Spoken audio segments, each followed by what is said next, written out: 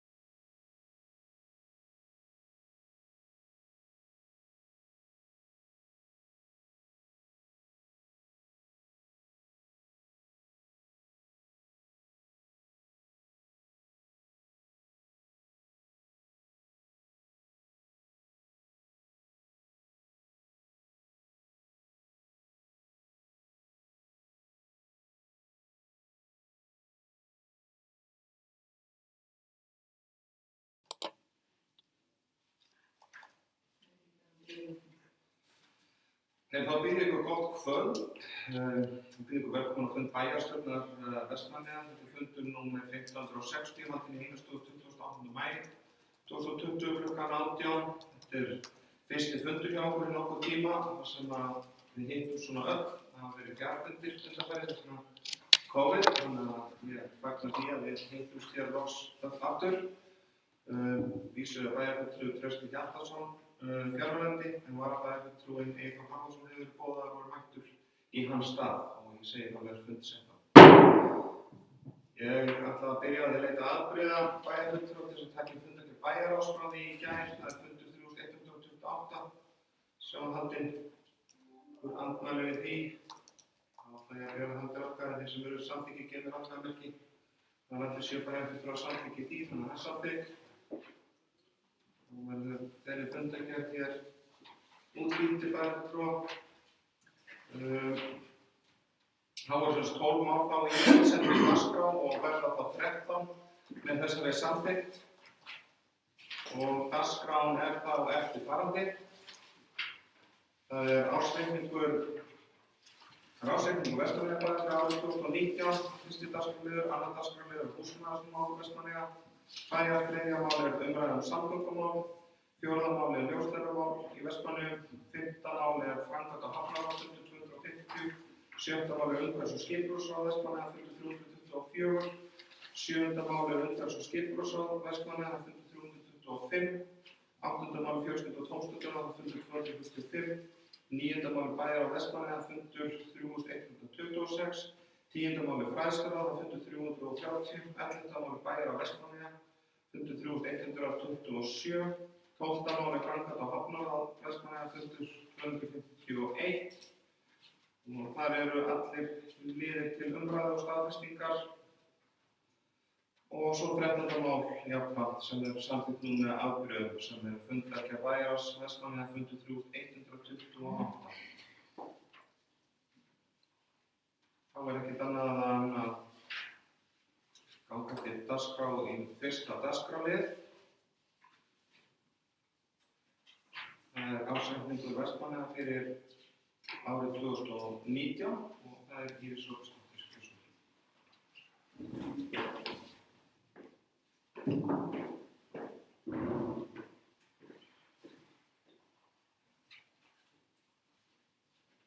Forseti og bæjarfulltrúar. Ársreikningur Vestmannaeyjabæjar fyrir árið 2019. Ársreikningur Vestmannaeyjabæjar fyrir árið 2019 er með lagður fram til seinni umræðu í bæjarstjórn Vestmannaeyja. en fyrir liggur samþykki bæjarráðs og bæjarstjórnar á ársreikningnum frá því 30. apríl. Samkvæmt 3. og 4. málsgrein 61. grein sveitarstjórnarlaga skal fjalla ársreikninginn á 2 fundum og eins og áður sagði er þetta seinni fundur.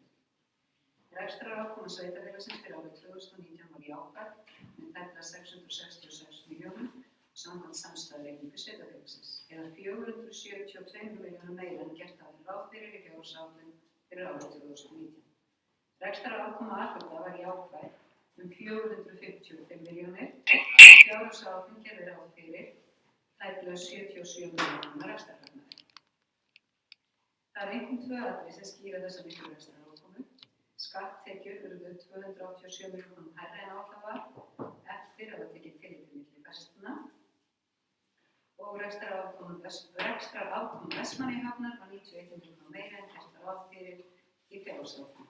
Þetta tvennt skýrir 80% umfram afgangi sem nú er raunin. Rekstrarafkoma annarra málaflokka skýrir 94 milljónir hærri afkoma en gert ráð fyrir í fjárhagsáætlun. Ársreikningurinn hefur ekki tekið breytingum til umræða og er lagður hér fram til samþykktar. Með leyfi forseta þarf ég að bera frá bókum. Meirihluti bæjarstjórnar lýsir ánægju með niðurstöðu ársreikning Vestmannaeyjabæjar fyrir árið 2019 þegar hann er lagður fram til lokaafgreiðslu. Ljóst er að staða bæjarsjóðs er góð, skuldir bæjarfélagsins lágar og eignastaðan með besta móti. Hagnaður A-hluta nemur 455 milljónum og hagnaður samstæðunnar í heild 666 milljónum þrátt fyrir áföll á árinu eins og loðnufresti. Niðurstöðurnar sýna að rekstur bæjarins er traustur og fjármálastjórn ábyrg. Jafnframt hefur þjónusta við bæjarbúa verið aukin mikið á kjörtímabilinu og er því niðurstaðan einkar ánægjuleg. Ljóst er að áhrif heimsfaraldurs munu hafa neikvæðar afleiðingar fyrir rekstur bæjarins á árinu 2020 og mikilvægt er að gæta aðhalds við ráðstöfun almannafjár á sama tíma og gripið verður til aðgerða til að auðvelda bæjarbúum og fyrirtækjum að komast í gegnum skaflinn á meðan ástandið varir. Samkvæmt ársreikningum sem nú hefur verið kynntur hefur Vestmannaeyjabær þó nokkuð svigrúm til að bæta þjónustu við bæjarbúa enn frekar og er undir það búin fjárhagslega að koma til móts við heimili og fyrirtæki með þeim aðgerðum til viðspyrnu við COVID-19 sem kynntar hafa verið bæjarbúum og samþykktar í bæjarstjórn. En einnig verður áfram sýnd ábyrgð í rekstrinum eins og hingað til og vel fylgst með þróun mála vegna afleiðinga COVID-19 á bæjarstjórn, meðal annars vegna tekjuskerðingar vegna lækkunar og framlögum jöfnunarsjóðs. Meirihluti er á þá lista að þakka starfsfólki og endurskoðendum fyrir vinnu sína við ársreikninginn. Og lík.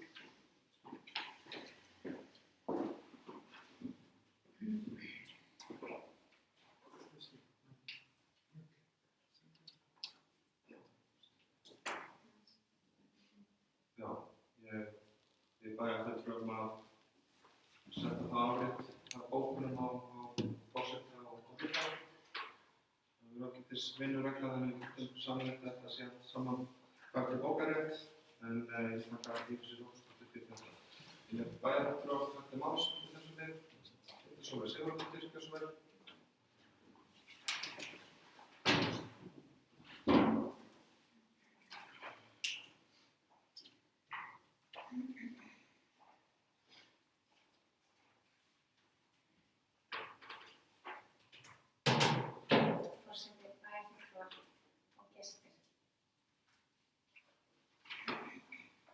Já, ég þakka starfsmönnum bæjarins kærlega fyrir þá vinnu sem ég veit að hefur verið lögð í ársreikningi og við erum sannarlega eins og við höfum oft komið inn á áður erum í umsölu stöðu. Það hefur sjaldan verið jafn mikilvægt fyrir sveitarfélagið hversu vel hefur verið haldið á fjármálum bæjarsjóðs á undanförnum kjörtímabili eins og akkúrat núna þegar við erum að ganga inn í eina dýpstu efnahagskreppu síðustu tíma. Skynsamar fjárfestingar, viðspyrna, fjarlægt þenslu og sífellt hagræðingar krafa á uppgangstímum sem oft hefur jafnan ekki náð skilningi núna að skipta gríðarlegu máli. Bæjarsjóður stendur svo vel. Hvaða máli skiptir þetta ekki hægt að henda nokkrum milljónum í þetta? Þetta er viðkvæði sem undirritað hefur gjarnan heyrt fleygt. Að verið sé að sitja á dyrum sjóðum líkt og orðver og útlæg. Launafólk leggur hluta af tekjum sínum fyrir vinnu sína á dugnað í sameiginlega sjóði sem okkur treyst til úthluta. Sífellt auknar kröfur eru lagðar af hinu opinbera og af ríkinu aukin útgjöld sem sveitarfélög þurfa að standa undir. Kvaðir eru sett án þess að mótframlög komi jafnvel frá ríkinu og má þar nefna verkefni á borð við jafnlaunavottun sem jafnframt mikilvægt verkefni í baráttu kynjajafnréttis, persónuverndarlög og fleiri skyldur sem ríkið leggur á og eru afar fjárfrek og vaxa slíkar kröfur nær ár frá ári. Að sama skapi valda kjarasamningsbundnar launahækkanir því að þyngsli aukast í rekstri sveitarfélagsins. Það hefur verið keppikefli Sjálfstæðisflokksins að hagræða eins og nokkur kostur til að veita sem öflugasta þjónustu með sem minnstum tilkostnaði og búa þannig í haginn til framtíðar, þannig að þegar að illa árar í samfélaginu geti sveitarfélagi staðið af sér tímabundna storma og Vestmannaeyjabær vel búinn til þessa farveðurs sem geisar nú. Það ber að þakka. Jafnframt kemur fram í skýringum ársreiknings ítrekun á því að forsendur fyrir fjárhagsáætlun 2020 eru að einhverju leyti brostnar. Þessi orð í skýringum ársreiknings eru afar mikilvæg brýning fyrir því að fylgjast náið með rekstrinum, sýna mikilvægt aðhald og ráðast ekki í óþarfa útgjöld úr bæjarsjóði, heldur hagræða og fara vel með þær kröfur sem bæjarbúar treysta okkur fyrir. Í ársreikningum kemur að auki fram tap á rekstri Herjólfs. Hér er þó mikilvægt að komi fram að enn á eftir að innheimta töluverða fjármuni frá ríkinu sem félagið rétt á samkvæmt samningum Herjólfs og við Vegagerðina. Væru þeir fjármunir nú þegar innheimtir væri hagnaður á félaginu. Ókunnina Sjálfstæðisflokksins, hún svohljóðandi. Í skýringum með ársreikning 2019 kemur fram að innan gæsalappa forsendur fjárhagsáætlunar ársins 2027 að einhverju leyti brostnar. Í því ljósi afar mikilvægt að gæta enn frekar aðhalds við rekstur sveitarfélagsins, halda útgjöldum og þenslu á rekstri í lágmarki, hagræða þar sem hefur á og fylgjast náið með þróun rekstursins. Það sem fram kemur í ársreikningum bæjarins tap á rekstri Herjólfs er mikilvægt að fram komi að töluverðar fjárhæðir eru óinnheimtar frá Vegagerðinni samkvæmt skýringu í ársreikningi Herjólfs vegna viðbótar launakostnaðar og fjármagnskostnaðar. Ef Vegagerðin væri búin að uppfylla sína skyldur samkvæmt samningi, hefði félagið sýnt rekstrarhagnað. Ókun lýkur.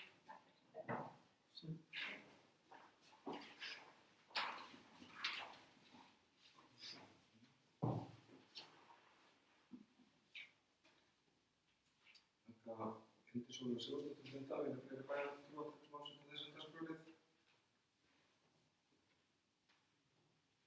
Svo ekki, þá ætla ég að lesa hér niðurstöður ársreikningi Verslunarbæjar og stofnanans fyrir árið 2019. Og það ársreikningur sjóða A-hluta 2019, það afkoma fyrir fjármagnsliði, það 263.554.000. Rekstrarafkoma ársins 455.456.000. Niðurstaða efnahagsreiknings það 11.920.124.000 og EIG þá 6.879.224.000. Það ársreikningur Hafnarsjóðs Vestmannaeyja 2019, afkoma fyrir fjármagnsliði 124.980.000. Rekstrarafkoma ársins 155.720.000 og niðurstaða efnahagsreiknings 2.096.780.000. EIG 1.897.422.000. Það ársreikningur félagslegra íbúða það 2019, það afkoma fyrir fjármagnsliði 20.207.000. Rekstrarafkoma ársins 11.122.000 og niðurstaða efnahagsreiknings 578.888.000. EIG neikvætt 89.067.000. Það ársreikningur framvindu Vestmannaeyja 2019, afkoma fyrir fjármagnsliði 28.025.000. Rekstrarafkoma ársins 11.437.000 og niðurstaða efnahagsreiknings 649.534.000. EIG 311.435.000. Það ársreikningur dvalarheimilis Felmbúa 2019, það afkoma fyrir fjármagnsliði neikvæð 85.860.000. Rekstrarafkoma ársins 0.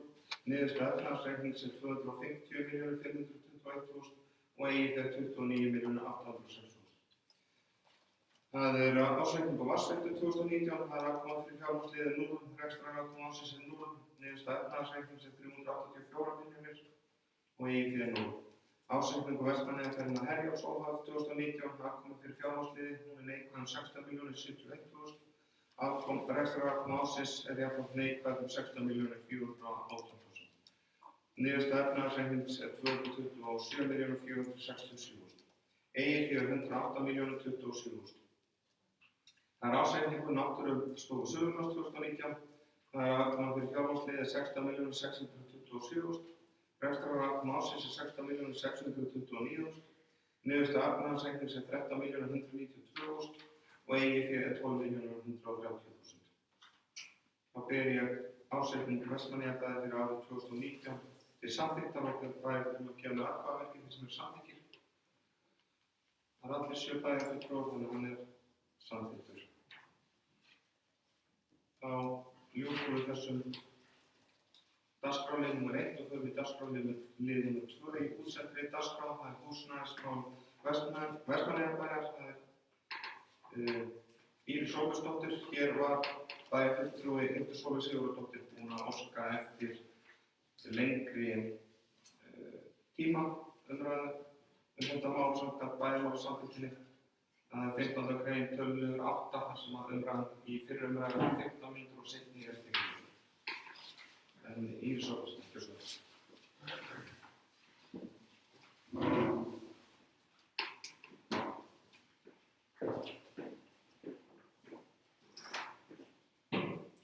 Forseti, bæjarfulltrúar, bæjarstjórnarfundi þann 27. september var bæjarstjóra falið að gera minnisblað húsnæðismál Vestmannaeyjabæjar. Það minnisblað var tekið fyrir á fundi bæjarstjórnar 31. október 2019. Í framhaldi af því var ákveðið að óska eftir því að framkvæmdastjóri umhverfis- og framkvæmdasvið myndi skila minnisblaði sem byggði á niðurstöðum þess fundar. Ég ætla að fara í gegnum þetta minnisblað. Sem barst mér núna 25. maí. Frá því að rakið kom í ljós í gamla ráðhúsinu hefur stjórnsýslu og fjármálasvið og fjölskyldu og fræðslusvið verið í tímabundnu hús, þannig að húsnæði sem að mörgu leyti uppfyllir ekki þær kröfur sem gerðar eru til starfseminnar. Stjórnsýslu og fjármálasvið og umhverfis- og framkvæmdasvið. Á stjórnsýslu og fjármálasviði eru 13 starfsmenn og umhverfis- og framkvæmdasviði eru 6 starfsmenn. Hvað varðar húsnæði stjórnsýslu og fjármálasviðs þá uppfyllir það ekki kröfur eða aðgengi fyrir fatlaða og þá sem eiga erfitt með gang. Skrifstofa sviðsins er á annarri hæð á Bárustíg 15 þar sem aðgengi er stigahús með löngum stiga sem ekki hafi hæfi sem aðgengi á opinberri stjórnsýslu. Margar leiðir hafa verið skoðaðar varðandi framtíðarskipan húsnæðismála. Bæjarstjórn Vestmannaeyja ákvað svo á fundi sínum þann 31. október 2019 að flytja starfsemina í gamla ráðhúsi eða Kirkjuvegi 50. Til þess að svo sé gerlegt þarf að gera breytingar á húsnæðinu til að uppfylla þær kröfur sem gerðar eru til aðgengis og almannaskrifstofu og húsnæðis samanber kröfur reglugerða. Einnig er hugmynd að þar verði viðhafnarsalur bæjarstjórnar ásamt hluti af fágætissalni bæjarins. Við þessa skoðun kom í ljós að færa líka starfsemi umhverfis- og framkvæmdasviði húsið ásamt stjórnsýslu og fjármálasviði þar sem nægilegt rými er til þess. Í gamla ráðhúsinu þarf meðal annars að laga raka og vatnsskemmdir og fyrirbyggja að raki veitist í húsinu í framtíðinni, koma fyrir lykt og starfsmannaaðstöðu að stærstum hluta er þurft að ráðast í slíkar kostnaðarsamar lagfæringar á húsinu óháð starfsemi. Til þess að koma fyrir fágætissalni í húsinu þarf að vera varðveislu til að muna með loftræstingum. Samkvæmt meðfylgjandi myndum sem í minnisblaðinu er slíkt verk gerlegt og hefur arkitekt verið beðinn að útfæra þessar nánari útfærslur á þessar breytingar. Kostnaðaráætlun sem gerð var árið 2017 fyrir endurbyggingu á gamla ráðhúsinu hljóðaði upp á 300 milljónir, en gera má ráð fyrir að kostnaður hefði orðið enn hærri ef fágætisstaflan hefði komið fyrir í húsinu vegna krafna um loftræstingu. Tripoli arkitektar hafa hannað grunnmynd og nota starfsemin í húsi og unnið að gegn kostnaðaráætlun og má reikna með að hún virki fyrir í júní. Og í minnisblaðinu er farið yfir hvernig verkið skiptist. Ég ætla ekki að lesa það upp. og svo eru svona einfaldar grunnmyndsteikningar af því að koma starfseminni fyrir sem það búið að samþykkja og sett tilraun með að skoða líka umhverfis- og tæknisvið. En snúum okkur þá á fjölskyldu- og fræðslusvið. Fjölskyldu- og fræðslusvið telur 12 starfsmenn. Ljóst er að sú starfsemi rúmast ekki með stjórnsýslu og fjármálasviði og umhverfis- og framkvæmdasviði í gamla ráðhúsinu og því þarf að finna varanlega staðsetningu fyrir þá einingu. Í ákvörðun bæjarstjórnar frá 31. október 2019 kveður á að flytjast starfsemi annarra sviða og þá var líka átt við starfsemi umhverfis- og framkvæmdasviðs í húsnæði í grennd við gamla ráðhúsið. Og í því sambandi hafa ýmsir möguleikar verið nefndir. Hvítarhúsið á Strandvegi 50 var skoðað og það var verið að skoða hvort að önnur hæð hússins myndi henta fyrir starfsemi fjölskyldu- og fræðslusviðs. En þar eru aðgengismál í miklu ólagi. Koma þyrfti fyrir lyftu og farið talsverðar endurbætur á húsinu utan sem innan. Og Vestmannaeyjabær á aðeins 32% af efri hæð hússins og þyrfti því að kaupa eða leigja húsnæði til starfsemina. Aðgengi og utanhúslagfæringar skiptast á eigendur og húsnæðið myndi þarfnast mikilla breytinga. Nóra bílastæði við húsið og hægt væri að koma starfseminni fyrir með góðu móti. Og áætlaður kostnaður við það yrði 156 milljónir eða tæplega 540.000 á fermetri. Þá er það Íslandsbankahúsið við Kirkjuveg og þess ber að geta að það var tilkynnt í bæjarráði síðastliðinn mánudag tilboð þar sem er skrifað undir með fyrirvara til þess að þetta sé möguleiki inn í þessu, það sé möguleiki að hafa þetta einn af möguleikunum hérna. Þetta er húsnæði sem er ekki okkar eigu og það gat ekki skýrt frá vegna þess að það er komið fram á sumum miðlum að búið sé að kaupa húsnæði, það er ekki búið að kaupa. Það er misjafnt eftir því hver er að fjalla það hvort það sé búið að kaupa það eða hvort það er sagt að fólk hafi hyggja að kaupa það. Og bara svo það sé leiðrétt til þá er ekki búið að kaupa húsnæði. En framkvæmdastjóri umhverfis- og fræðslusviðs og byggingarfulltrúi telja að hægt sé að koma starfsemi fjölskyldu- og fræðslusviðs fyrir á jarðhæð hússins. Og það hefur náðst þetta samkomulag við Íslandsbanka sem er að sjálfsögðu með fyrirvara eins og ég áður gat um. En Íslandsbanki hefur ráðgert að selja kjallarann, fyrstu hæðina og aðra hæðina saman. Og húsnæðið er á tveimur fastanúmerum. Kjallari og jarðhæð er á fyrra númerinu og hluti af annarri hæð þar sem kaffistofa og starfsmannaaðstæður er á öðru númeri. Skrifstofurnar á annarri hæðinni er í útleigu og á þessu öðru fastanúmeri. Bílastæðin eru góð og aðgengi gott. Nægt pláss og eins og komið hefur fram að þá yrðu aðrir aðilar sem myndu kaupa aðra hæðina undir sína starfsemi sem er þar og það er engin plön það að flytja neitt hluta af starfsemi sviðsins upp á aðra hæð.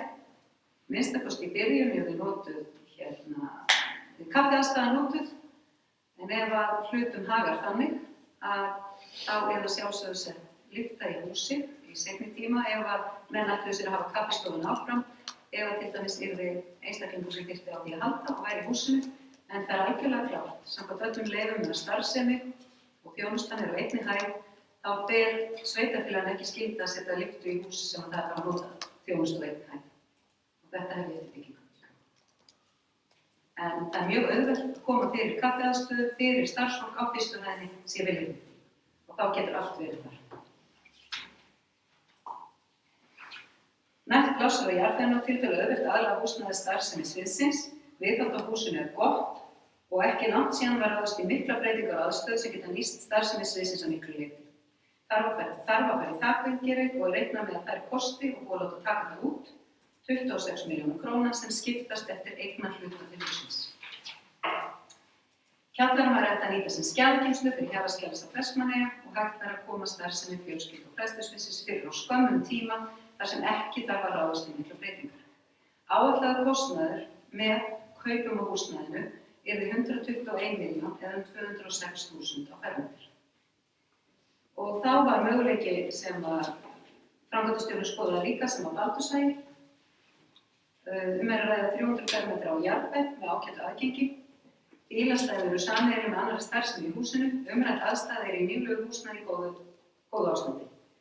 Auðvelt er að aðlaga húsnæði að starfsemi fjölskyldu- og fræðslusvið en ráðast þar í töluverðar breytingar með tilheyrandi kostnaði svo getur orðið. Hvað varðar stærð aðstöðunnar myndi hún henta starfseminni vel eins og hún í dag, það eru einhver auka fermetrar, en myndi hins vegar hamla stækkun eða yrðu breytingar og þyrfti að halda í framtíðinni. Og áætlaður kostnaður 131 milljón við þetta húsnæði og það eru tæplega 440.000 fyrir fermetra.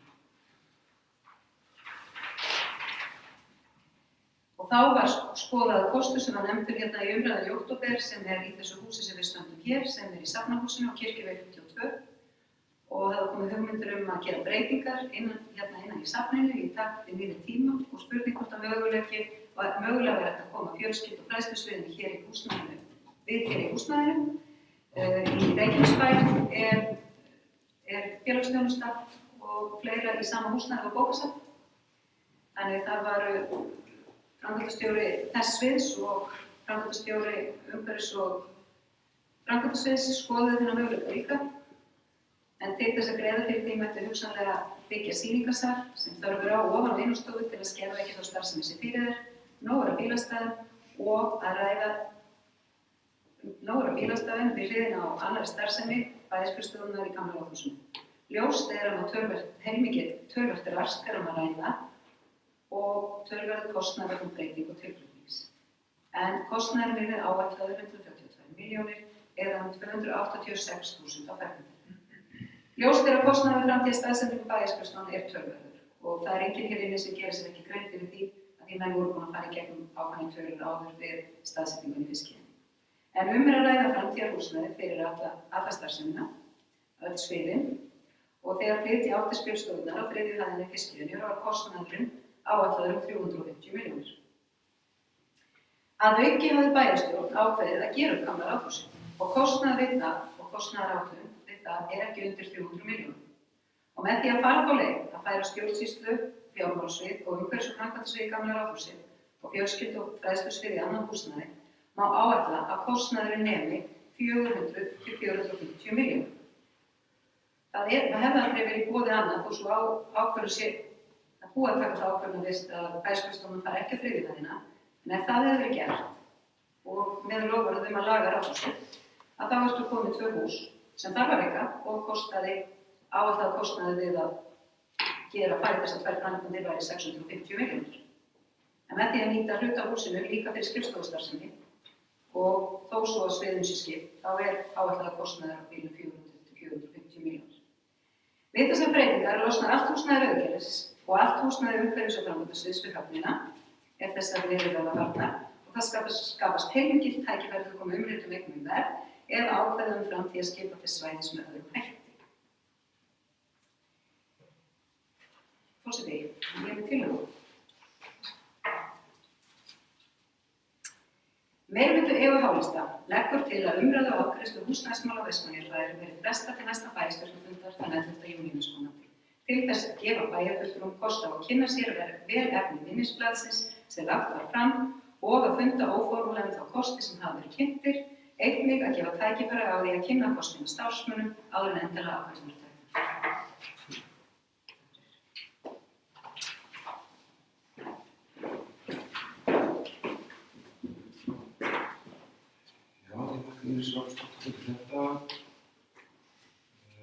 Það er borist tillaga jafnframt innbókun á því sem að bæjarstjóri hefur farið yfir hér og lagt fram í þessu minnisblaði.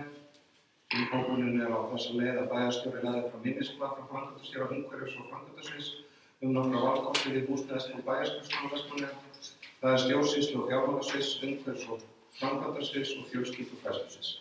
Á bæjarstjórnarfundi sem haldinn var 27. september síðastliðinn voru húsnæðismálin til umræðu þar sem lögð var fram samþykkt tillaga að bæjarstjóri legði fram minnisblað og haldi framtíðarstaðsetningu bæjarskrifstofunnar.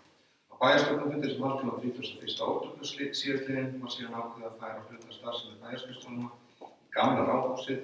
Jafnframt var ákveðið að hætta við áform flutninga bæjarskrifstofunnar á 3. hæð fiskveiðihússins og leita annarra leiða nýtingu þess.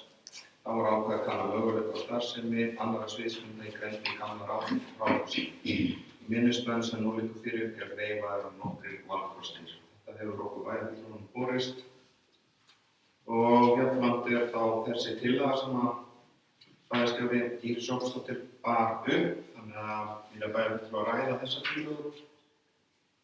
Þessa tillögu frestun á húsnæðismálunum. Já, það bara umræðan þessa tillögu að fresta málunum. Það ekki að ræða þessi neitt mál fyrir en á næsta fundi. Þá kemst öllum kostur á að fara betur yfir gögnin væntanlega. Það má ekki ræða þessi málun eftir frestunum. Það var komið til eins og núna kom fram.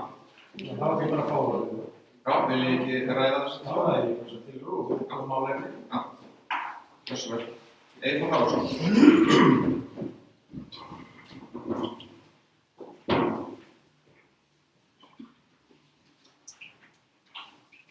Forseti, og ég taka þetta fólk. Það var svo sem búin að búa sig undir að það væri verið að fara að klára þetta einstaklega eins og þú nýttist á.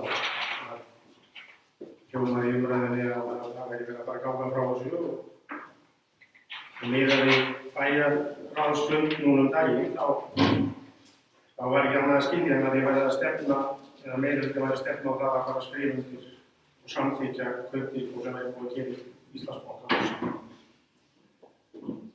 Það sem að mér finnst vera slæmt í þessari umræðu, og það er gott að fólk sér að sér og vill leyfa fólki fjalla þetta og skoða þetta í einn mánuð eða fram til 11. júní. En að tala að fiskiðju hugmyndin sé út úr myndinni út af þessi búið ákveðið eitthvað annars. Það sé ekki möguleiki. Það finnst mér mjög sérstaklega. Ég talaði það að það var ekki búið ákveða að það er ekki í fiskjum. Ég finnst að það ætti náttúrulega að vera inni í hugmyndinni núna næstu vikur að skoða hvar er hagstæðast að vera með bæjarskrifstofu til framtíðar. Við erum að tala ekki bara að meta hvað kostar þeir fermetrir að græja húsnæði.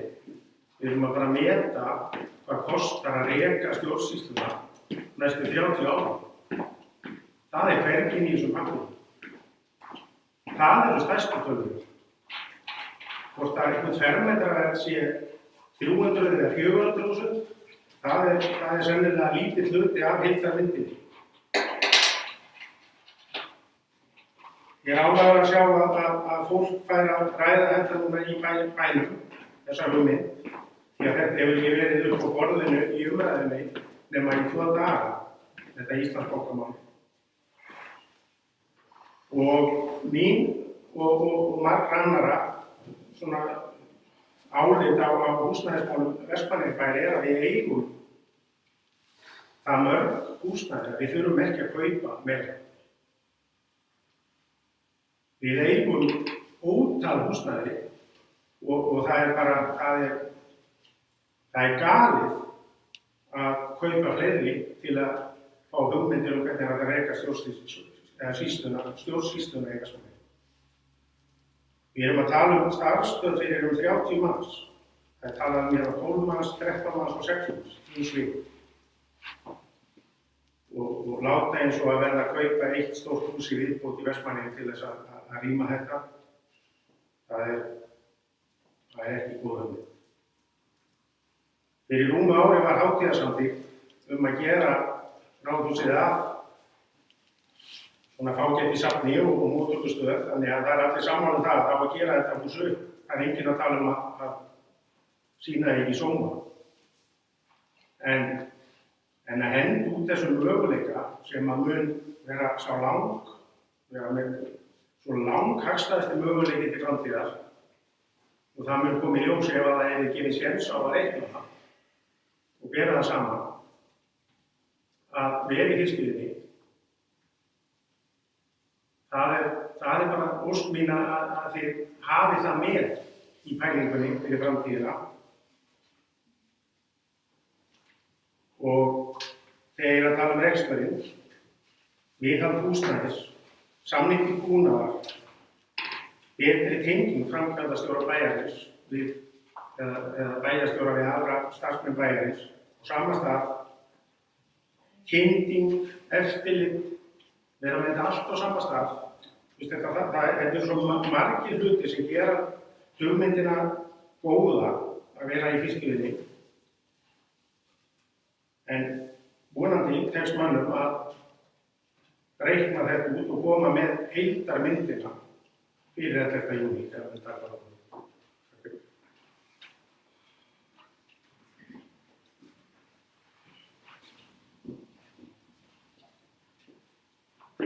Já, ég þakka Pétur Haraldssyni fyrir þetta. Það fer bæði til þróttækni máls.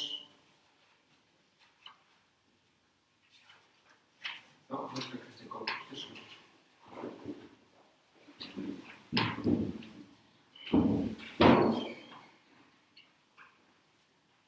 Forseti, bæjarfulltrúar og gestir.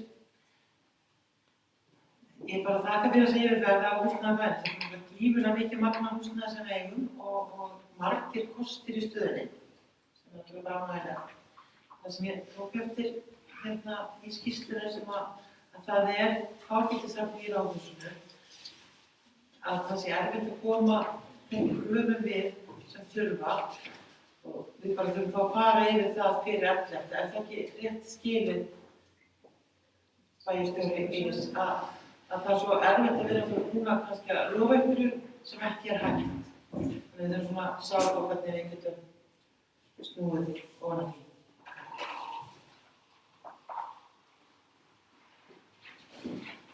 Já, ég þakka Helgu Kristínu Kolbeinsdóttur fyrir þetta.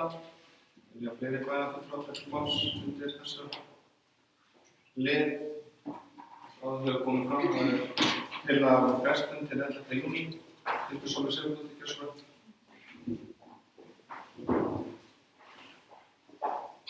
Forseti, bæjarfulltrúar og gestir. Já, ég byrja að taka það fram og ég fagna þessum tillögum sem ég hef lagt fram. Það eru auðvitað mikil forréttindi og við tekum það mjög alvarlega það ábyrgð að fá að koma og taka þátt í uppbyggingu samfélagsins. Við sem hér sitjum í bæjarstjórn, við berum ábyrgð á að móta stefnu samfélagsins og ásýn þess. En það auðvitað olli mér og ég hélt að eins og kom fram í máli í Þórs að það væri hér að fara að taka endanlega ákvörðun, þannig að ég er ánægð með það að ég að hugsa þetta mál aðeins betur af því að upplýsingaflæði það hefur skort. Mér þykir ég að mega miklu máli nauðsynlegt að þessi mál séu rædd ofan í kjöld af því að líkt og gerðist í október þegar það kom fram í máli bæjarstjóra voru send minnisblað með gögnum fylgiskjörum funda bæjarstjórnar að þá fá bæjarfulltrúar að tveggja sólarhringa fyrirvara. Og ákvarðanir sem þessar finnst mér ekki skynsamlegt og finnst mér ekki ábyrgt að séu teknar með jafn skömmum fyrirvara með að fólk sé með allar upplýsingar og hvað þá eins og núna í þessum fylgiskjölum sem við höfum þar sem það liggja einmitt ekki allar upplýsingar fyrir eins og kom svo vel fram í máli bæjarfulltrúar Eyþórs Harðarsonar. Undirrituð óska eftir því óformlega reynda á fundi bæjarráðs að rekstrarkostnaður við þessa kosti lægi fyrir sem hann gerir ekki. Það er grundvöllur við ábyrga fjármálastjórnun ekki að vita bara hvað hlutirnir kosta í það þegar við fara að kaupa það, þetta bara kosti að eiga þá til lengri tíma. Á síðasta kjörtímabili var undirbúin hagræðing í rekstri með því skrefi að bæjarskrifstofur eru sameinaðar undir einu þaki á þriðju fiskveiðinnar sem myndi stytta boðleiðir milli starfsmanna og skapa rekstrarhagræðingu og samþættingu starfsemi bæjarskrifstofanna. Fiskveiðan er núna einn Vestmannaeyjabær. Hún stendur í dag auð. Það eru engar áætlanir, formlegar áætlanir sem liggja fyrir til nýtingu hennar ákveðnar í dag.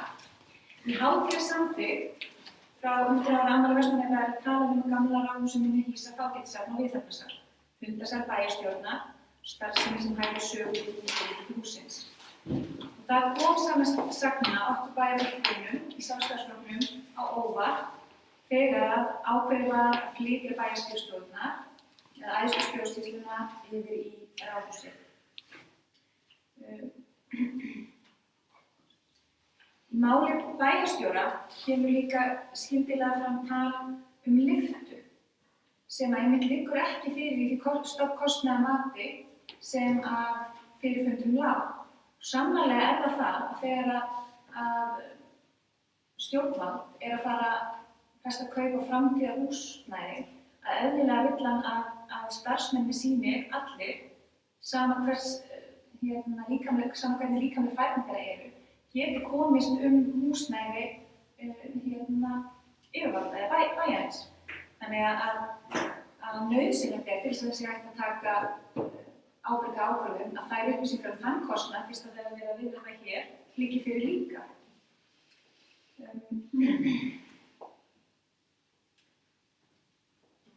Og ég, eins og ég segi, ég er hissa að hann hafi ekki leið fyrir þessar rekstrarkostnaðar. Ég bara vil ekki trúa því að meirihlutinn hafi ætlað að kaupa Íslandsbanka án þess að vita hvað það kostaði reikna. Ég bara vil ekki trúa því. En þetta mál auðvitað sem betur fer verið að ræða frekar en ég vil halda áfram að ræða það hér. Þannig að það liggi bara sannarlega fyrir hver okkar skoðun í þessu máli er og að mínu mati að þá er þessar hugmyndir að flytja starfsemina yfir í Íslandsbanka, að það er auðvitað líka sérstakt á þessum nákvæmlega sama fundi 31. október, 15.52. fundi bæjarstjórnar, þegar var ákveðið að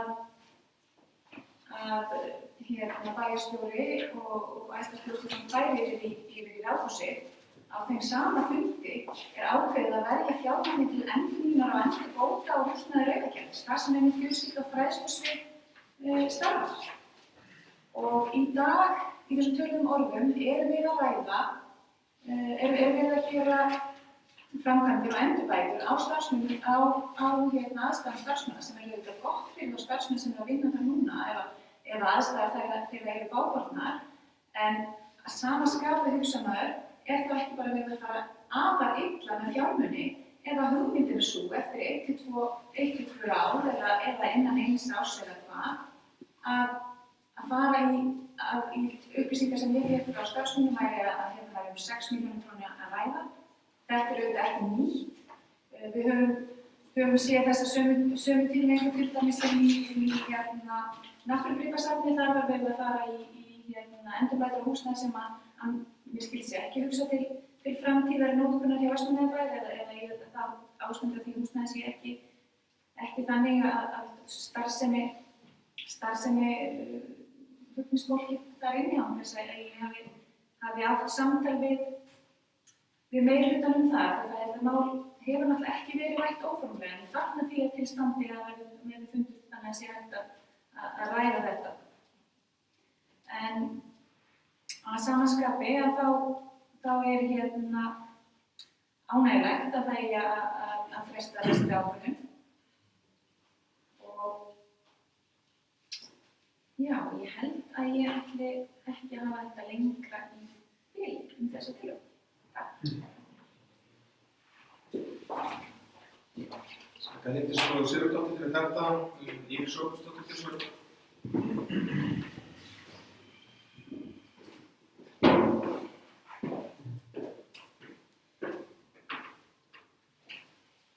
Forseti og bæjarfulltrúar kom fram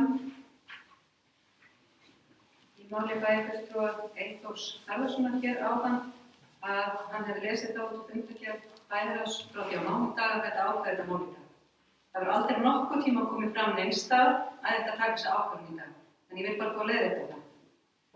Það stendur ekki í fundargerðinni og ég veit ekki til þess að ég eða neitt meirihlutum hafi tilkynnt þetta. Ég vil bara það rétt sé rétt. Það stendur bara í dagskránni að húsnæðismálin séu til umræðu.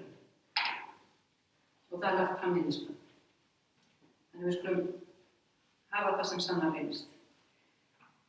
Það kom einnig fram, bæði í máli bæjarfulltrúa Eyþórs Harðarsonar og bæjarfulltrúa Hildi Sólveigar Sigurðardóttur að þeir tíðrætt rekstrarkostnað.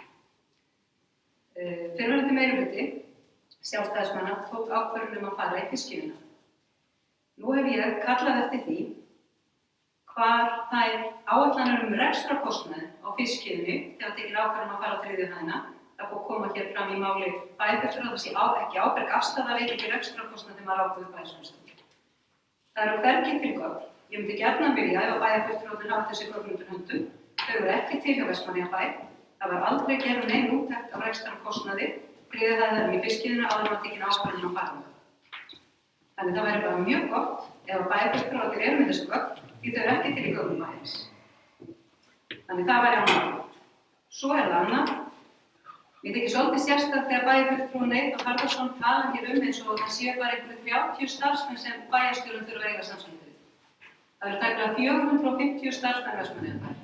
Ég legg mig fram við að geta kíkt inn á allar stofnanir og svo bara það sem við lærðum af þessum hræðilega tíma sem að COVID var hérna yfir okkur að við getum unnið hvað sem við getum verið hvað sem en samt verið í góðum samskiptum og við sýndum það bara hér, þessi bæjarstjórn og bæjarráð og nefndir og ráð að við getum gert ýmislegt þó við sitjum ekki hlið við hlið.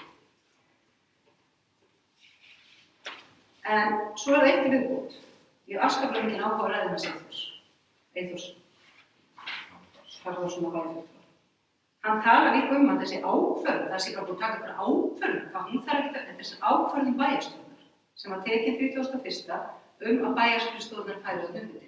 Það er ekki bara einhver ákvörðun. Þá þarf bæjarstjórn að taka formlega ákvörðun að hætta við.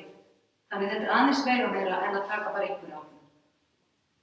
En varðandi fágætissafnið, þar sem bæjarfulltrúi Helga Kristín Kolbeins spurðum, þá er það rétt að það er talsvert mikill búnaður en það fer svona eftir því hvort að fágætissafnið séu á öllum hæðum eða á einni hæð, hvernig loftgæðin þurfa að vera og þetta. Það er bara verið að skoða þessa hluti.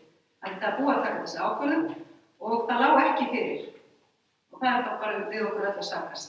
Það var eitthvað búið að taka ákvörðun áður að gera auðvitað upp Ráðhúsið og það hefur aldrei legið fyrir neinn rekstraráætlun það hvað ætti að kosta að reka saman. Þannig það er nú ýmsar ákvarðanir sem hafa verið teknar hérna, meðal annars okkur að fara inn í vinnu við að byggja upp nýjan Hamarsskóla og það er alltaf talað allt rekstrarhagræði sem verður að. Það liggja samt ekki fyrir tölur rekstrarhagræði. Þess vegna spyr ég aftur bæjarfulltrúa Sjálfstæðisflokksins, viljið þið benda mér á það hvar ég get fundið það rekstrarhagræði sem verður til með bæjarskrifstofnunum þriðju hæðina. Ég hef ekki fundið neitt um það. Engar tölur úr bænum, ekki sem byggt var á þegar áætlunin var gerð á sínu tíma. Ef þið búið yfir þessum gögnum þá er bara gott að fá það. Ég hef ekki getað fundið það. En svo verð ég bara að geta treyst byggingafulltrúa varðandi það hvernig menn haga lyftum í húsnæði og öðru. Þannig að ég bara hef mínar upplýsingar frá byggingafulltrúa sem ég fór yfir hér áðan en við bara förum í gegnum það og sjálfsögðu notum við þann tíma sem er núna miklu funda ef það er eitthvað sem að fólk vil skoða betur til þessi leikur gerður og mér finnst bara mjög mikilvægt að við nýtum tíma vel og vinnum í því sem við viljum gera. Svo kemur hérna enn einu sinni hvað þessi meirihluti sé afskaplega mikið að eyða áspreyða. Við séum að gera upp náttúrugripasafni sem að henda peningum í það, við séum að henda peningum í Rauðagerði og það er ekkert að vera. Og þetta er svona tónninn að við séum bara að henda peningum hér og þar og séum óábyrg. Ársreikningurinn sýnir það nú reyndar ekki, en meirihluti Sjálfstæðismanna tók þá ákvörðun 2016 að fara Ráðhúsinu. Og við þá ákvörðun sem var tekin auðvitað vegna þess að það var ástand í húsinu, en það voru skipta skoðanir það hvort það hefði þurft að fara út strax eða bara út úr kjallarunum, en þessi ákvörðun var tekin og Vestmannaeyjabær hefur greitt tæplega 15 milljónir í leigu til þess að vera á Bárustíg 15. Vestmannaeyjabær greiddi 3 milljónir til að græja húsnæðið sem átti bara að vera í 2 ár. Vestmannaeyjabær, þessi meirihluti Sjálfstæðismanna, ákvað líka að greiða rúmlega 8 milljónir til þess að gera bráðabirgðaaðstöðu á Rauðagerði fyrir fjölskyldu og fræðslusviðið, þó að það rúmaði ekki eins og alla starfsmenn sviðsins. Nú er verið að laga aðstöðu starfsfólks sem réttilega hefur kvartað undan aðbúnaði, starfsmanna og þjónustuþega. Húsið er ekki í góðu standi og það verður reyna að koma þessum starfsmönnum svo þau geta verið á sínu sviði fyrir sem ekki verið staðsettir í húsinu, sem átti náttúrulega að gera strax í upphafi. Þetta eru háar fjárhæðir. En á þessum tíma voru sjálfsagt þeir sem stýrðu bænum ekki með neitt annan kost í stöðunni í sínum hugum. Og það er ekkert nýtt að bregðast þurfi við hér á Vestmannaeyjabæ og gera hluti til bráðabirgða. En það er alveg á hreinu að þessi meirihluti sem er hér núna, hann vill fara vel með almannafé, hann vill sína ráðdeild í rekstri en líka veita góða þjónustu.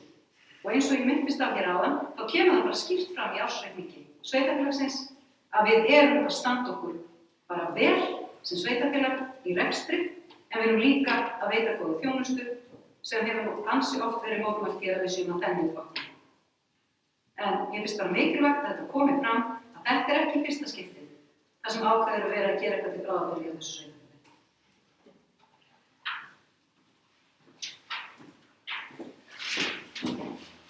Ég þakka Írisi Róksdóttur fyrir þetta.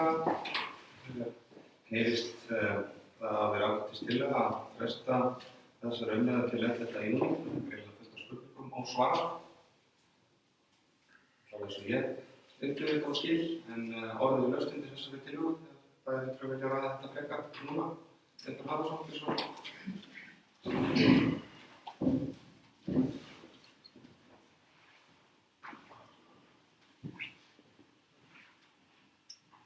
Forseti og hluthafa, gestir. Það er ekki skrítið að maður haldi að það sé verið að fara að samþykkja kaup á Íslandsbankahúsinu eða að maður svona fái þá tilfinningu þegar það er búið að samþykkja tilboð með fyrirvara um samþykki bæjarstjórnar. Þá held ég að það sé verið að fara að samþykkja tilboð í bæjarstjórn þegar það er á dagskrá. Þannig að ég ætla að vona að þetta sé ekki fáránlegur stuðningur á dagskrá funda í bæjarstjórn þegar það er búið að afgreiða tilboð í hús í bæjarráði og vísa til bæjarstjórnar að það sé verið að fara að taka ákvörðun um það á bæjarstjórnarfundi. Þannig að minn skilningur er bara sá að hér áttu að fara að klára kaup á Íslandsbankahúsinu og fólk væntanlega sé að það sé bara væri ekki það gáfulegasta. Varðandi bæjarstjóri Íris, eða bæjarfulltrúi, talar rekstrarplön fyrir fiskiðina. Ég hef ekki neinn rekstrarplön fyrir fiskiðina annað en það að, eins og maður segir nú stundum, ég finnst það bara vera svona no-brainer. Að vera að fá pláss undir alla starfsemina og þá er ég að tala um þessa 30 sem er í stjórnsýslunni. Ég er ekki að tala um alla bæjarstarfsmenn. Það voru að ekki miskilja með það. Og ákvörðun, þú talar um ákvörðun, þetta er ykkur ákvörðun að fara með ráðhúsið eða stjórnsýsluna í ráðhúsið frá í október. Það er ákvörðun meirihluta. Já, segir það, þannig að þetta var ekki ákvörðun allra í bæjarstjórn. En það sem ég var að gagnrýna er bara að þeir voru bara að taka saman fermetraverð. Vonandi taka menn saman rekstrartölurnar til næstu 30 ára. Ég er ánægður að heyra að bæjarstjóri vilji fara vel með peninga. Við höfum ekki alltaf verið viss um það. Og svo talandi um slökkvistöðina. Er hún ekki ónýtt? Ég var að samþykkja einhverja slökkvistöðina fyrir nokkru út af því að gamla væri ónýtt. Takk fyrir.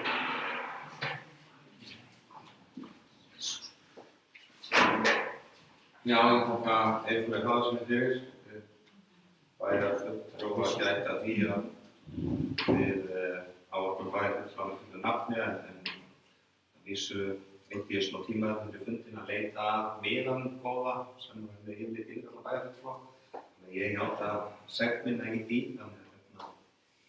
en það er bært úr því á næsta fundi.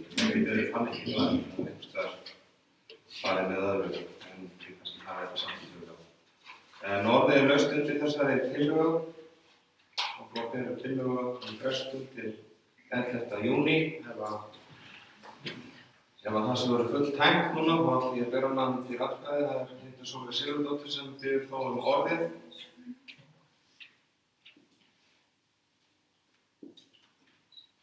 Gjörðu svo vel, Hildur Sólveig.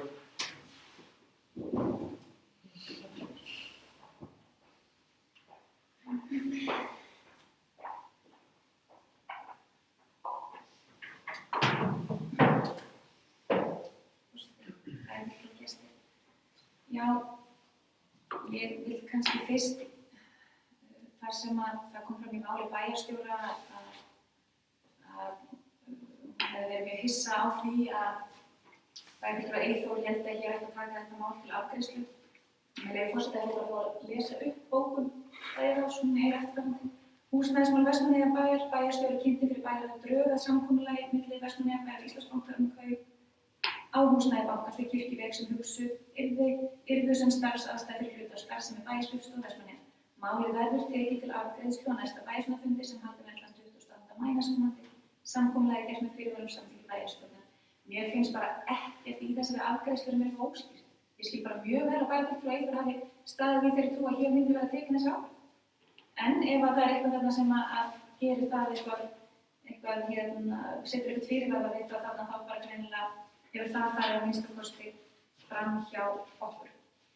Og enda var okkur ekki gert grein fyrir því ekki væri ekki vel að taka þessa ákvörðun.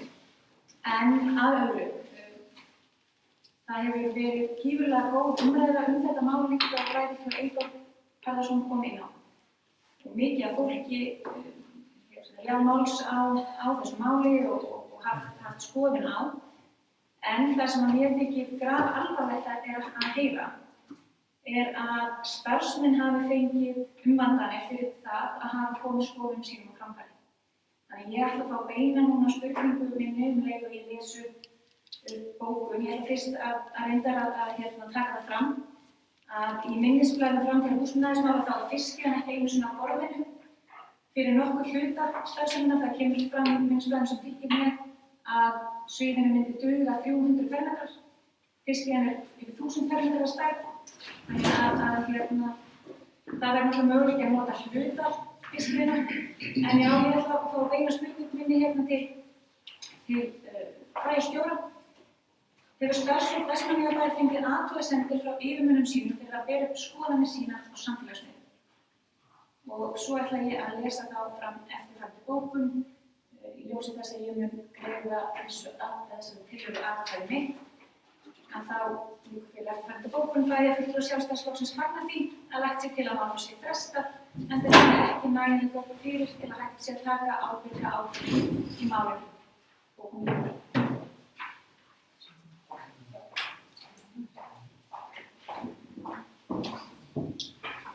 Já, það finnst sjálfur Sigurðardóttir fyrir þetta.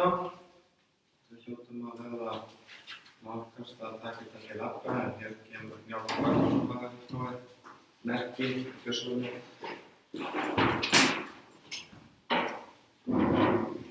Forseti, góð umræða.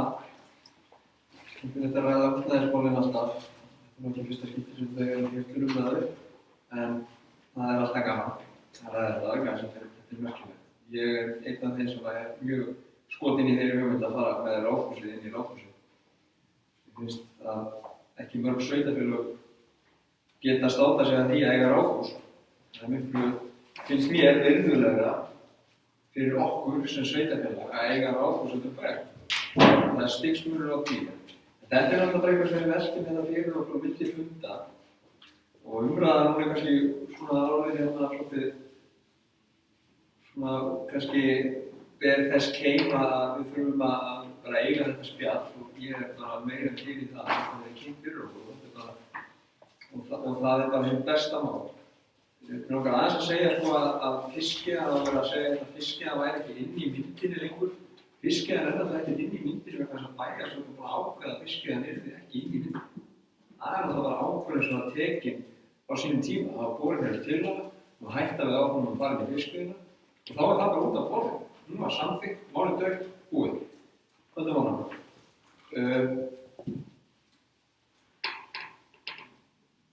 Mér finnst nú kannski það vera að ræða hérna húsnæði og þau sem er rætt áður við rættum það síðast hérna við gerðum þjóðarsáttmála að það væri mikið á húsnæði í eigu Vestmannaeyjabæjar. Við tókum þessa umræðu manni ég og Trausti Hjaltason sem að Trausti Hjaltason sem er núna fjarverandi.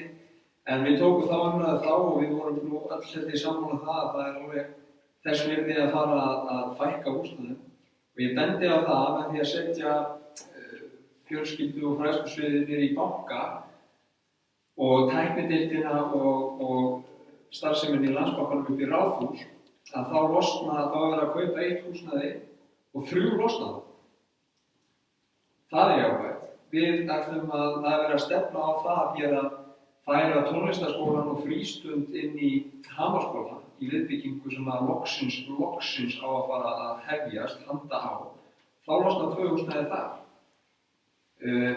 Það hérna, mér finnst svona umræðan sem að ég hef séð svona á alnetinu, ber þess keim að það sé einhvern markmið hjá þessum meirihluta að safna hér húsnæði út allan bæ. Það mikið misskilning. Ég hef ekki nokkurn áhuga á því og held enginn hér í bæjarstjórn, þannig að við þurfum ekki að rífast það mig.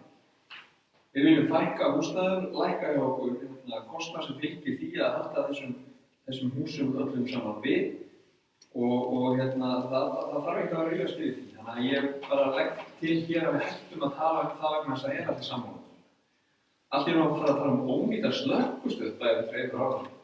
Það alveg rétt, sko, ég veit ekki hvort að húsið sé ónýtt, en allavega rýmir húsið ekki starfsemi slökkvistöðs. Þess vegna held ég að við höfum nú tekið ákvörðun að byggja nýja slökkvistöð sem að þjónar kröfum nútímans og framtíðarinnar, en hvort að húsið sé ónýtt. Það skal ég ekki segja til það þurfum einhverjum mér fróðari menn að leggja mat á það. En að minnsta kosti, þá hefur þetta verið rætt inn í bæjarráði. Tilboðið sem var gert í húsnæði Íslandsbanka var gert til þess að hafa þennan möguleika.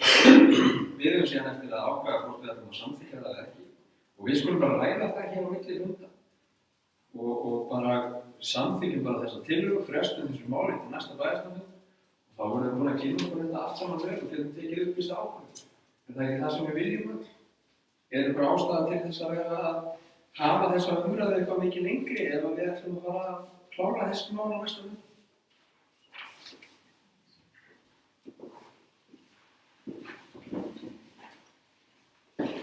Takk að mjög Magnús fyrir. Ég beint þá bara voru umræðan kannski aðeins skiptislegt, en þetta því sem tekið þetta fram er það ágætt, en þetta byrðið þegar nokkrum orðið í viðbót í þessu. Já, ekki að leifa í slóksum bara að vera út af þessu.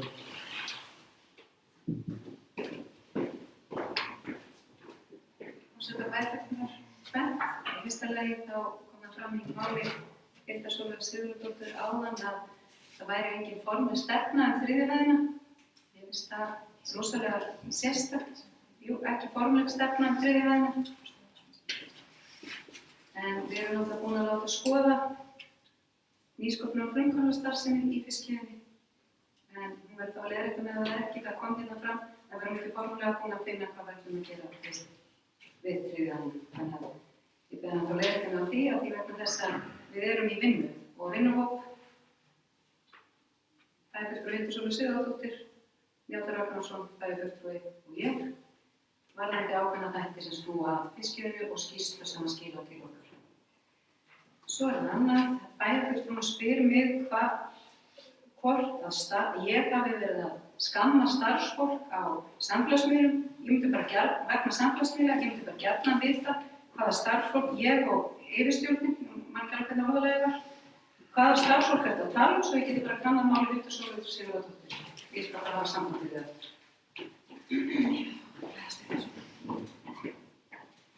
Já, ég er núna að þessi róst fyrir Kristín Kolbjörns Kjörsson.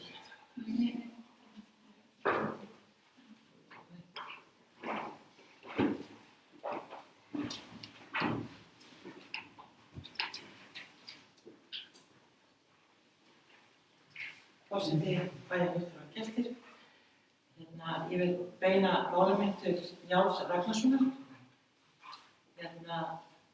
Það er einmitt málið, mjög gott að þessum að fara yfir þetta og það gladdi mig mjög að þú komið með skýra sína að við þurfum að líka að losna við einhverja eignir.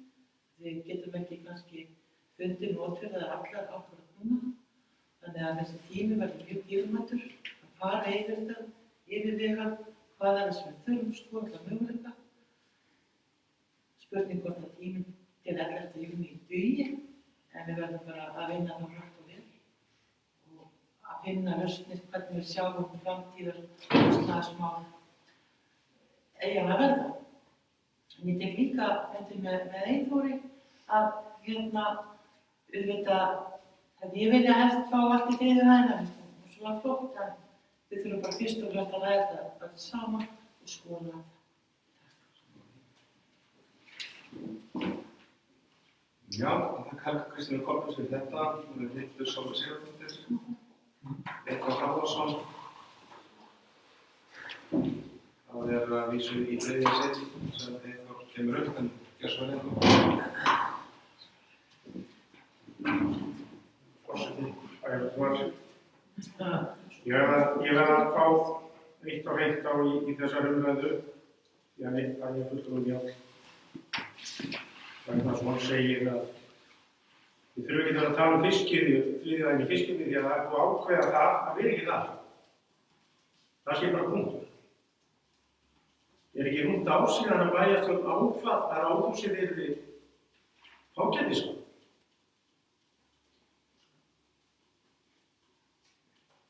Hvað? Er ekki alveg að breyta þessu líka?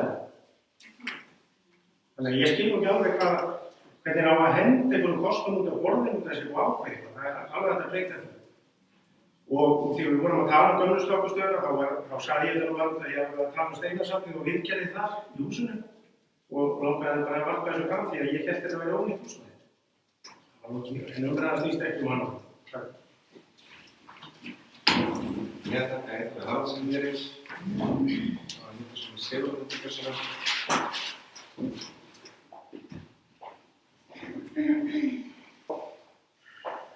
Forseti bæði fyrir þá gestir, ég hafi þakka fyrir þá byrja hann sæti fyrir að leita það sem kom fram í máli bæjarstjóra þar sem hún talaði um stefnu.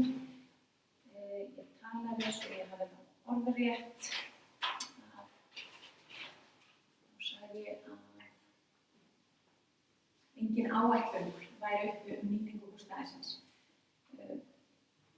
Hins vegar ætla ég að svara bæjarstjóra að þessari fráleitu spurningu hennar þar sem hún er að óska eftir því að ég nafngreini starfsmenn sem að hafi upplifað það að fengið tiltal. Það er náttúrulega algjörlega forkastanlegt að óska eftir einhverjum nöfnum. Auðvitað ætti bæjarstjóri að taka afdráttarlaust allan vafa af því að það sé auðvitað skoðanafrelsi hjá starfsmönnum sveitarfélagsins. Í staðan fyrir að ætla að leggjast í einhverja persónulegar nornaveiðar á sínum eigin starfsmenn. Ég bara á ekki til orð.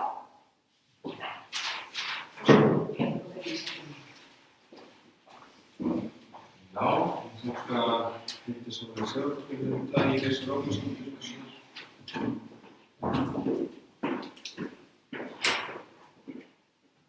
Forseti, bæjarfulltrúar.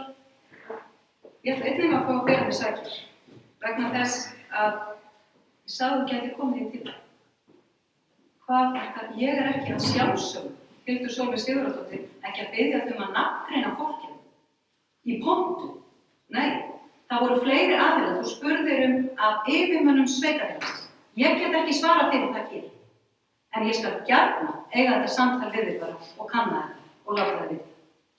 Að sjálfsögðu ert þú ekki að koma hér upp ef einhver hefur komið til þín með þetta að þetta sé ekki í lagi, að hlutin sé ekki gerðir eins og það eiga að vera, að það sé verið að skamma fólk og terroræsa það í vinnunni eins og það kom á hálfpartinn fram hérna, að ég væri í einhverjum nornaveiðum.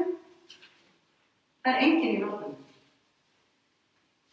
Og sjálfsögðu var ég ekki að fara fram á að þú er að fara nafngreina fólkið í pontu á bæjarstjórninni.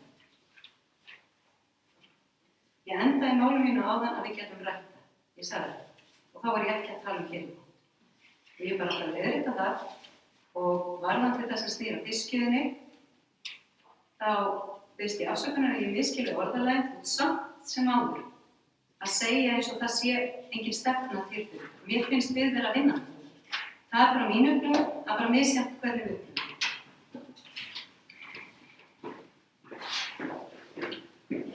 Já, ég þakka Íris Róðmarsdóttir fyrir þetta. Sannarlega erum við ekki að ræða starfsmannamál hér á bæjarstjórnarfundi. Bæjarstjóri er framkvæmdastjóri sveitarfélagsins og svo er það þegar geta pólitískir fulltrúar átt við bæjarstjóra bara að fyrir þann bæjarstjórnarfunda. Það sé fullkomlega eðlilegt og eins og tíðkast í öðrum fyrirtækjum. Þannig að ég held að það mál sé ekki útkljáð og þurfum ekki að ræða það hérna. En það hafa allir tekið hér til að flestir tekið til máls og oftar en tvisvar og ég var búið að pressa á mig að Njáll Ragnarsson vildi koma hér upp og nýta tækifæri sitt að taka til máls tvisvar eins og aðrir, en hann sýnist mér að vera að gefa mér merki að hann falli frá því og ég þakka Njáli Ragnarsson fyrir það. Þannig ég tel að þessi umræða sé bara nokkuð tæmt og ég tek þessa tillögu þá til atkvæðagreiðslu. Það tillaga sem Íris Róbersdóttir bar upp fyrir hönd meirihlutans að fresta dagskrárlið nr. 2 húsnæðismál Vestmannaeyja til næstu bæjarstjórnar fundar 11. júní næstkomandi. Er bæjarfulltrúar sem verður því samþykki að gefa frammerki? Allir bæjarfulltrúar, þannig að það er samþykkt. Það er samþykkt með 7 atkvæðum. Alla bæjarfulltrúar.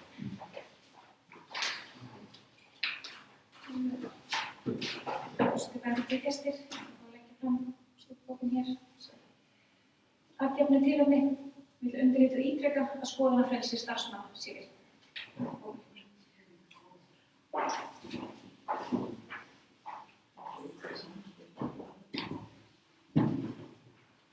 Hildur Sólveig Sigurðardóttir þegar það borið þessa bókun og er þá bókuð eins og hún er lesin. Þá er dagskrárlið nr. 2 lokið. Mér hafa borist upplýsingar að það sé vandræði með hljóð sem að fylgjast með fundi út í bæ ná ekki að hlusta á fundi. Ég kom áleiðis til upptökumanns okkar og það er ekki hægt að laga þetta nema að við gerum fundarhlé. Þannig að ég ætla að taka fundarhlé þá núna.